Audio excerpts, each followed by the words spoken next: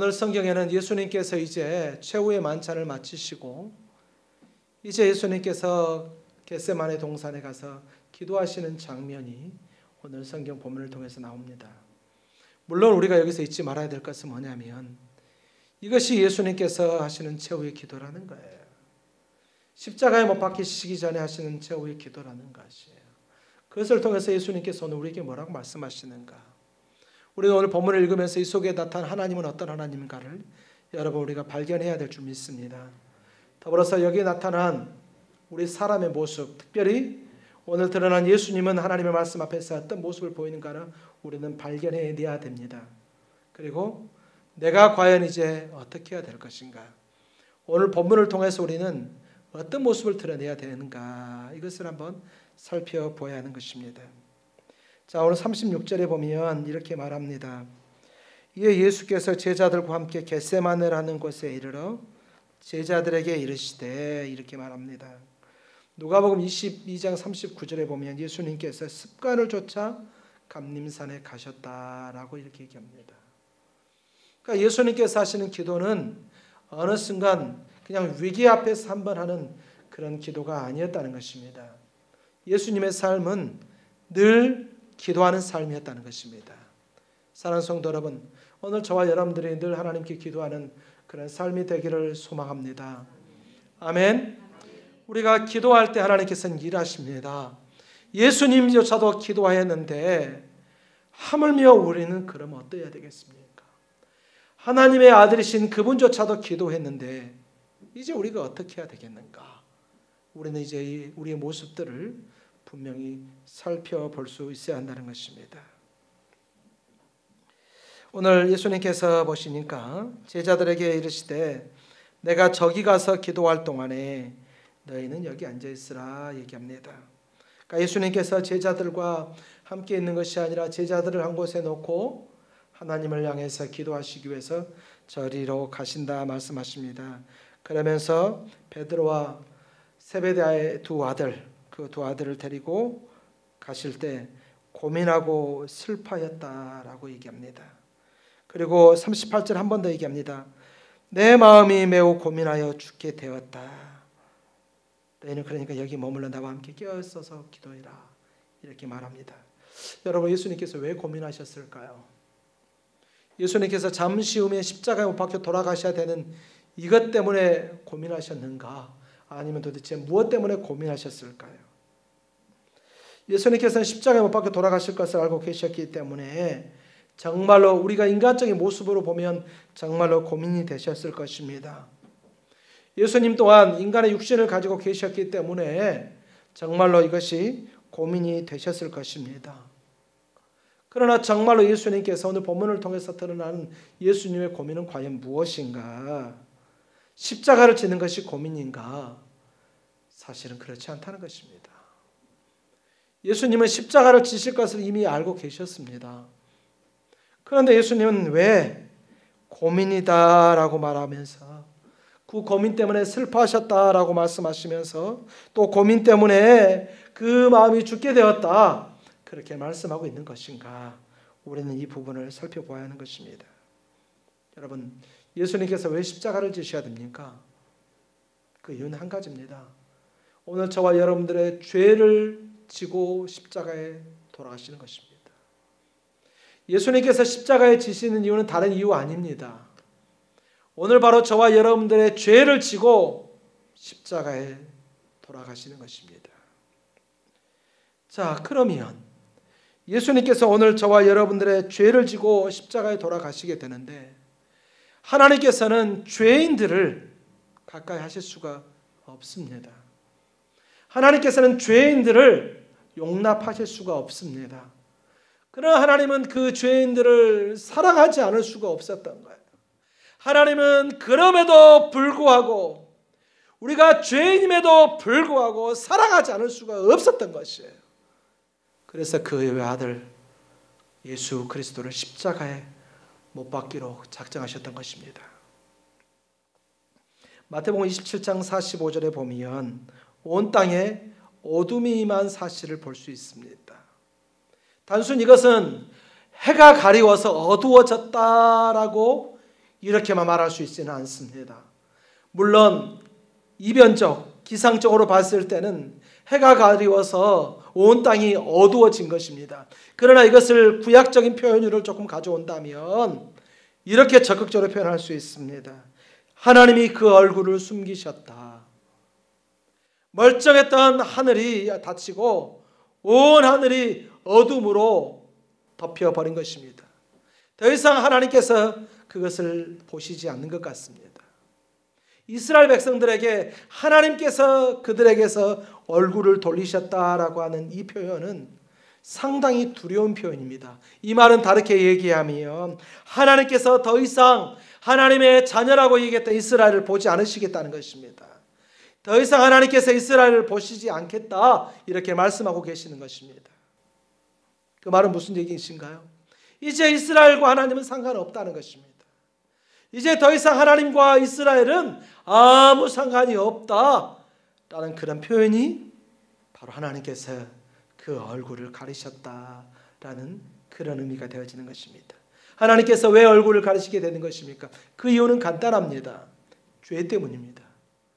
이스라엘 사람들이 하나님 앞에 범죄하면 하나님은 그들을 용납하실 수가 없습니다.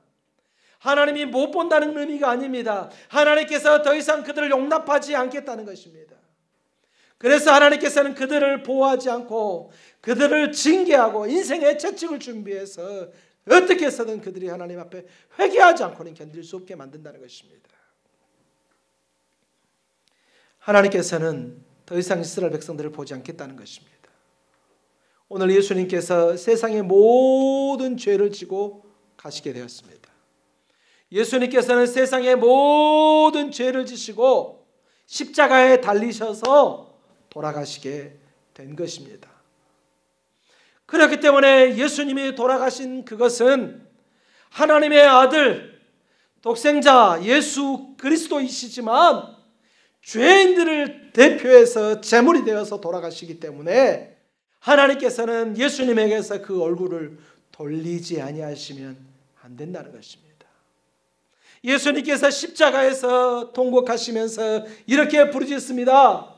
엘리 엘리 라마 사박다니, 아버지여 아버지여 어찌하여 나를 버리셨나이까. 엘리 엘리 라마 사박다니, 아버지여 아버지 어찌하여 나를 외면하십니까? 이렇게 우리가 그의 부르짖음을 들을 수 있습니다. 예수님께서 왜 고민하시게 되었는가? 십자가 때문에 고민하신 것이 아니라는 것입니다. 그것은 하나님께서 죄와 함께 하실 수 없기 때문에 예수 그리스도를 외면하시지 않으면 안 되는 것 때문에 바로 예수님께서는 고민하셨다는 것입니다. 그래서 하나님께서는 예수님에게 그의 시선을 돌릴 수가 없었다는 거예요. 그의 십자가에서 그렇게 피눈물을 흘리며 양손에서 피가 뚝뚝뚝 떨어지고 그 발에서 피가 뚝뚝뚝 떨어지지만 그 아들 예수가 그렇게 고난을 당하고 고통을 당하지만 예수님은 그를 외면하실 수밖에 없다는 것이에요. 예수님은 그걸 알고 계셨기 때문에 고민하셨고 그것 때문에 고민하고 죽게 되었다라고 그렇게 얘기를 하고 있습니다. 39절에 보니까 조금 나아가서 얼굴을 땅에 대시고 엎드려 기도하여 이르시되 이렇게 얘기합니다. 누가복음에는 이 부분을 뭐라고 표현하고 있냐면 무릎 꿇고 예수님께서 기도하셨다라고 하고 있습니다. 근데 마태와 이 마가복음에서는 엎드려 얼굴을 땅에 대고 기도했다라고 이렇게 표현하고 있습니다. 이것이 조금 더 유대적인 표현인 것 같습니다. 예수님 시대에 이 성전 시대에 유대인들이 이제 성전에서 제사를 지내다가 하나님을 찬양하는 말이 나오게 되면 그 자리에 모든 사람들이 얼굴을 땅에 엎드립니다. 그리고 손을 앞으로 내고 하나님을 찬양하고 높여드리는 것입니다. 이렇게 하는 이유는 뭐냐면 피조물로서 창조주이신 하나님을 경외하고 경배하는 바로 그런 모습인 것입니다. 나는 아무것도 할 수 없습니다. 하나님은 나의 창조주이십니다. 하나님이 나를 만드시는 분이십니다. 하나님만 찬양 받으시옵소서, 하나님만 영광 받으시옵소서 하면서 하나님의 이름이 높여질 때 모든 사람이 얼굴을 땅에 대고 손을 앞으로 내어서 이렇게 엎드리는 바로 그런 자세를 취하게 되어지는데, 오늘 예수님께서 겟세마네 동산에서 그렇게 기도하고 했습니다. 마치 하나님 아버지, 천지 만물을 지으신 하나님 아버지, 하나님께 찬양과 영광을 돌려드립니다 라고 하는 바로 이 유대인들의 모습처럼 그 하나님 앞에서 오늘 예수님께서 기도합니다. 아버지여, 내 아버지여, 만일 할만하시거든 이 잔을 내게서 지나가게 하옵소서 라고 말합니다. 만일 할만하시거든 이 잔을 내게서 지나가게 하옵소서. 42절에 보면 또 이렇게 말하죠. 내 아버지여, 만일 내가 마시지 않고는 이 잔이 내게서 지나갈 수 없거든 아버지의 온대로 되기를 원하나이다.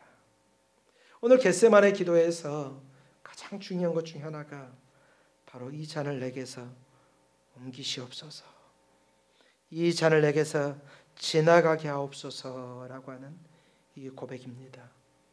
이제 예수님께서 말씀하시는 이 잔을 십자가로 이해한다면, 하나님 이 십자가를 내게서 옮기시옵소서. 왜일까요? 예수님께서 십자가를 지는 것을 탐탁치 않았기 때문에 이 십자가를 옮기시옵소서라고 말하는 것일까요?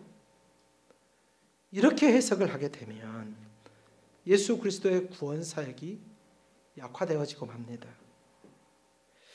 또 예수님께서 십자가를 짓는 것이 싫어져서 이 잔을 옮기시옵소서라고 하는 것처럼 우리가 해석을 할 수가 있게 됩니다.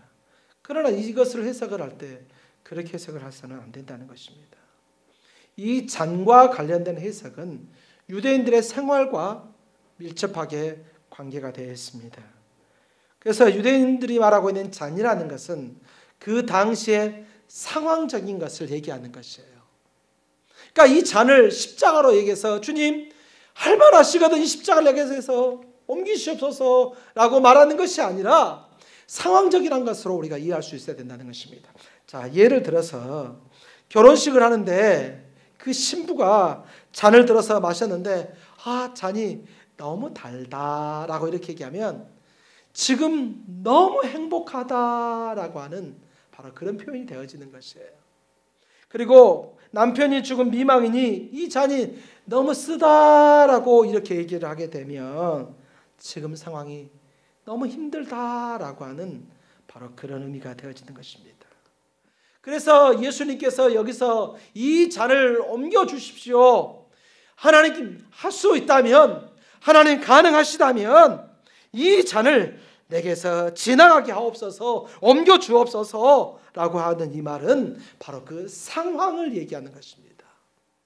그러니까 예수님께서 지금 처해 있는 그 상황, 안타까움과 고난과 그 십자가를 져야 되는 바로 그 상황, 지금 고통 얼마나 크게 당하고 있는 그가 가고 있는 그 고난의 그 자리, 그 상황을 지나가게 해주십시오라고 하는 그런 의미로 우리가 생각을 하면 된다는 것입니다. 예수님께서는 이 세상에 오신 이유가 십자가를 지기 위해서 오신 것입니다. 예수님께서는 이 세상에 오셔서 공생의 사역을 시작하시고 그가 모든 사역을 진행해 나가시면서 그는 죽음을 알고 있었습니다. 그래서 그 제자들에게 계속해서 말합니다. 내가 어떻게 죽을 것이다. 내가 율법학자들과 바리새인들에게 넘겨져서 죽을 것이다. 서기관들에게 넘겨져 죽을 것이다. 계속해서 제자들에게 얘기합니다. 그러나 제자들은 그것을 인식하지 못하는 거예요. 그러나 제자들은 그것을 이해하지 못하는 거예요. 예수님께서는 계속해서 그 죽으심을 표현해 주고 있습니다. 그러나 아직도 그 제자들은 알지 모른다는 거예요. 예수님은 이미 십자가를 지실 것을 다 알고 계신 것입니다. 그래서 십자가에 오르실 때에 이 세상의 모든 죄를 지고 바로 십자가에 오르시게 되는 것입니다. 하나님은 그 예수님을 볼 수 없습니다. 왜인가요? 예수님은 바로 우리의 죄를 지고 십자가에 오르시기 때문인 것입니다. 여기서 볼 수 없다는 것은 시야적인 것이 아닙니다. 눈으로 볼 수 없다는 의미가 아닙니다. 그를 어떻게 해줄 수가 없다는 거예요. 그의 십자가의 피가 아니면 오늘 저와 여러분들의 죄가 사해질 수 없기 때문에, 저와 여러분의 죄 문제가 해결되지 않기 때문에 어떻게 할 수 없다는 거예요. 그래서 예수님께서는 십자가를 지시게 되고, 그의 아버지, 우리의 살아계신 하나님 아버지께서는 그를 보시지 않는다는 거예요. 다른 얘기로 하면 하늘의 문을 닫아버리신다는 거예요. 하나님께서 거기에 눈을 두시지 않는다는 것이에요.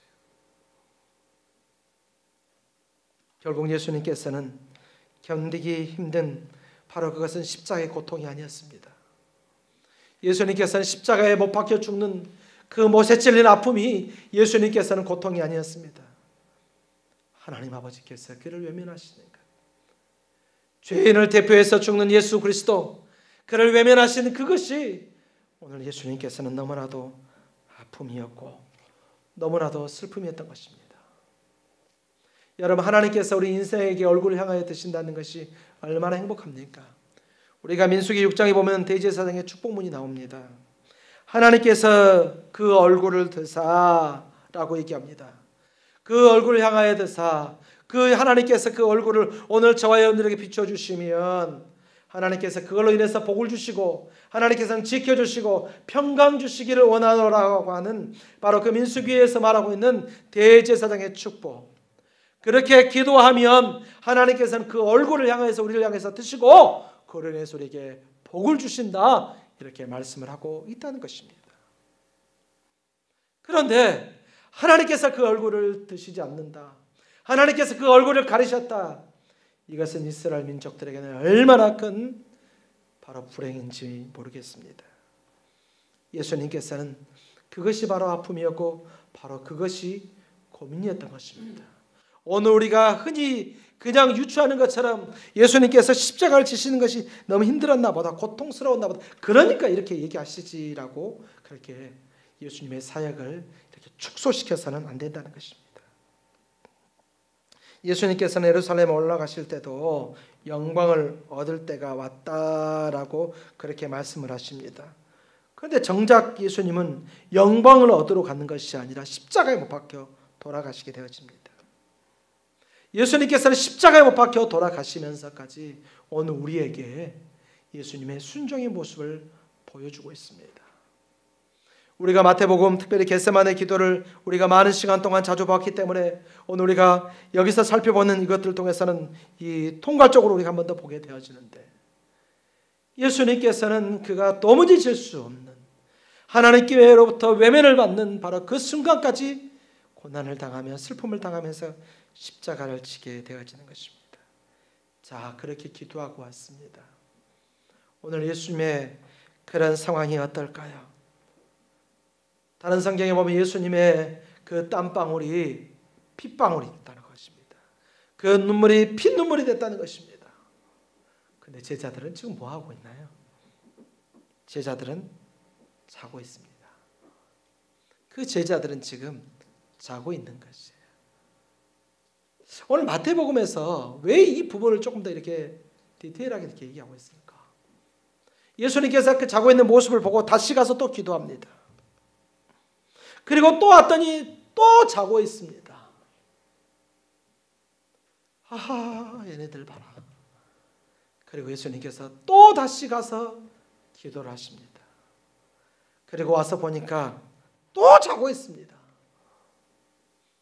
그래서 예수님께서 이제 그들을 깨우십니다.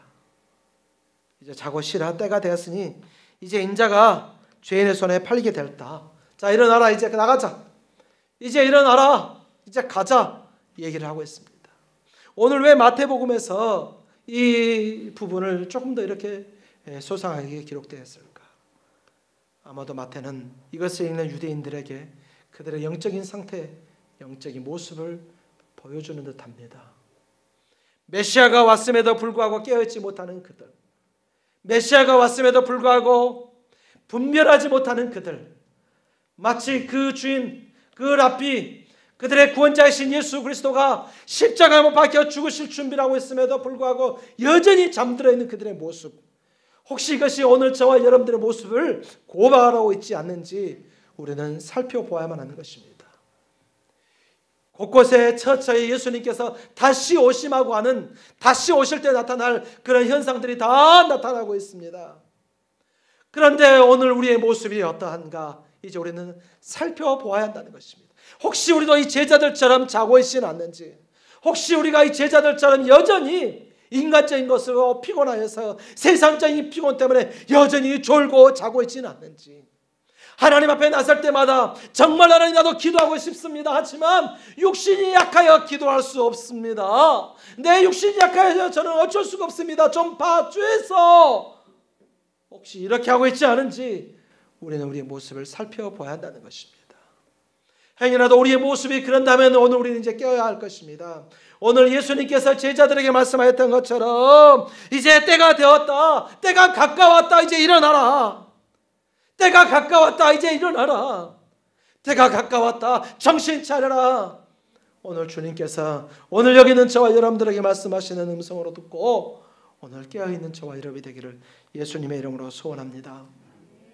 오늘 우리가 읽은 이 36절에서부터 46절의 말씀을 통해서 나타난 하나님은 어떤 하나님으로 나타나시나요?